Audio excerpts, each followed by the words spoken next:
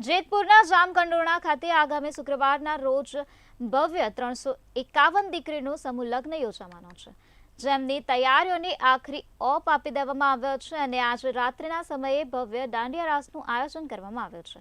આ શાહી સમૂહ લગ્નોત્સવના આયોજક ધારાસભ્ય જયેશભાઈ રાદડિયાએ જણાવ્યું હતું કે તારીખ 2 ફેબ્રુઆરી 2024ના રોજ યોજાનાર આ લાડકીઓના ભવ્ય લગ્નોત્સવ સમારોહમાં અધ્યક્ષ સ્થાને કેન્દ્રીય મંત્રી અમિતભાઈ શાહ, ગુજરાત પ્રદેશ ભાજપ અધ્યક્ષ CR પાટીલ અને કેબિનેટ મંત્રી મનસુખ માંડવિયા ખાસ હાજર રહેશે। આ સમૂહ લગ્નોત્સવમાં વર અને કન્યા બંને પક્ષના ગમે તેટલા લોકોને આવવાની છૂટ આપવામાં આવે છે।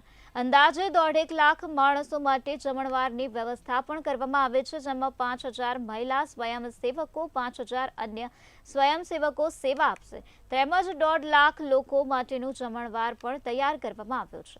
તો 9000 કિલો મોહનથાળ, 9000 કિલો અડદિયા લચકો પણ તૈયાર કરવામાં આવ્યો છે। ધરતી ઉપર નાનું એવું ગામ છે, નાનો એવો તાલુકો છે, પણ વર્ષોથી આ ભૂમિ ઉપર અનેકવિધ કાર્યક્રમો જામકંડોરણાને આંગણે થયા છે। આ વખતનો સમૂહ લગ્નનો આખો આ કાર્યક્રમ અને 8મો કાર્યક્રમ કરવા માટે જઈ રહ્યા છીએ।